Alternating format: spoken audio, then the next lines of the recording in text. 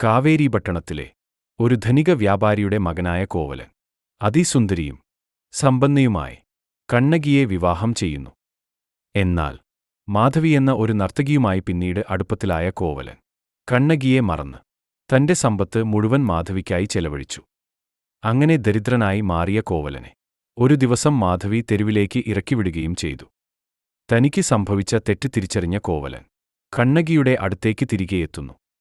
പവിത്രയും പതിവ്രതയുമായ കണ്ണകി കോവലനെ സ്വീകരിക്കുകയും രണ്ടുപേരും കാവേരീപട്ടണം വിട്ട് പാണ്ഡ്യ രാജധാനിയായ മധുരയിലേക്ക് കുടിയേറുകയും ചെയ്യുന്നു. വ്യാപാരം ചെയ്യുന്നതിന് പണം കണ്ടെത്താൻ തന്റെ കൈവശമുണ്ടായിരുന്ന ആകെ സമ്പാദ്യമായ 2 ചിലമ്പുകളിൽ ഒരെണ്ണം കണ്ണകി കോവലൻ വിൽക്കാനായി നൽകി.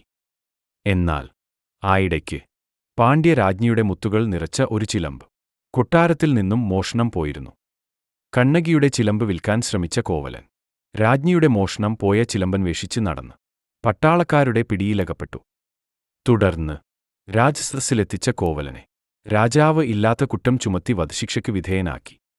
ഈ വിവരമറിഞ്ഞ് ക്രുദ്ധയായ കണ്ണകി തന്റെ കൈവശമുണ്ടായിരുന്ന മറ്റേ ചിലമ്പുമായി രാജസദസ്സിലെത്തുകയും കോവലന്റെ നിരപരാധിത്വം തെളിയിക്കാനുള്ള ഒരു തെളിവായി ആ ചിലമ്പിനെ രാജാവിന്റെ മുന്നിലേക്ക് വലിച്ചെറിയുകയും ചെയ്തു. കണ്ണകിയുടെ ചിലമ്പുടഞ്ഞ് വിലയേറിയ മാണിക്യരത്നങ്ങൾ ചിതറിവീണു. അതുകണ്ട് പശ്ചാത്താപവിവശരായി രാജാവും രാജ്ഞിയും തൽക്ഷണം മരണപ്പെട്ടു. കാരണം രാജ്ഞിയുടെ മോഷ്ടിക്കപ്പെട്ട ചിലമ്പിലുണ്ടായിരുന്നത് കേവലം വിലകുറഞ്ഞ മുത്തുകളായിരുന്നു. എന്നാൽ നിരപരാധിയായ തന്റെ ഭർത്താവിനെ വധിച്ചതിലുള്ള കോപാഗ്നിയിൽ പ്രതികാരമൂർത്തിയായി മാറിയ കണ്ണകി തന്റെ ഒരു മാറിടം അറുത്തെറിയുകയും സംഹാരരുദ്രയായി മധുരാനഗരം ചുട്ടരിക്കുകയും ചെയ്തു.